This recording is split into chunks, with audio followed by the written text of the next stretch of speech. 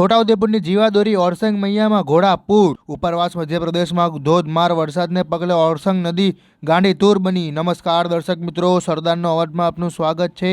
છોટાઉદેપુર નગર સહિત સમગ્ર જિલ્લામાં વહેલી સવારથી ધોધમાર વરસાદ વરસી રહ્યો છે, જ્યારે માર્ગો પર પાણી ફરી વળ્યા છે। ભારે વરસાદને પગલે જનજીવન ખોરવાઈ ગયું છે, માર્ગો સુમસામ થઈ ગયા છે, જ્યારે શાળાએ જતા બાળકોને આવવા જવામાં પણ તકલીફ પડી રહી છે। છેલ્લા 2 દિવસથી વરસાદી માહોલના પગલે છોટાઉદેપુર જિલ્લામાં વિવિધ જગ્યાએ પાણી ફરી વળ્યા છે। છોટાઉદેપુર જિલ્લા સેવા સદન કચેરીના માર્ગ પર, જેની સાથે નિર્મળ સોસાયટી, શ્રીજી સોસાયટી જેવી નીચાણવાળા વિસ્તારમાં તથા માર્ગ ઉપર પાણી જોવા મળ્યા હતા। છોટાઉદેપુર સહિત સમગ્ર છોટાઉદેપુર જિલ્લામાં હાલ ભારે વરસાદ વરસી રહ્યો, હજુ પણ વધુ વરસાદ થવાની સંભાવનાઓ રહેલી। ઓરસંગ નદીમાં પાણીનો સ્તર સતત વધતો જઈ રહ્યો છે। નદીના બાંધોના આજુબાજુના આવેલા વિસ્તારોમાં પાણી ઘૂસી ગયા છે। નાના પુલો પણ પાણી ફરી વળતા વાહન વ્યવહારનો અસર પહોંચી। લોકો સલામતી માટે સલાહ આપવામાં આવી રહી છે કે નદી પાસે ના જાય। છોટાઉદેપુર નગર સહિત આસપાસના વિસ્તારોમાં વહેલી સવારથી ધોધમાર વરસાદ વરસી રહ્યો છે। ભારે વરસાદને કારણે માર્ગો પર પાણી ભરાઈ ગયા છે। લોકોના ઘર અને દુકાનો સુધી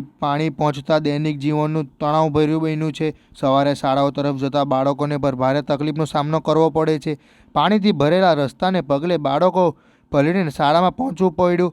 કેટલાક વાલીઓ તેમના બાળકોને ઘરે રાખવાનું પસંદ કર્યું। તંત્ર જિલ્લા તરફથી સતત સ્થિતિ પર નજર રાખવામાં આવી રહી છે કે તટસ્થ વિસ્તારોમાં લોકોને તકેદારી રાખવા અને નદીની નજીક ન જવા સૂચના આપવામાં આવી રહી છે। તેમજ એનડીઆરએફ અને ફાયર બ્રિગેડની ટીમો પણ એલર્ટ પર રાખવામાં આવી છે।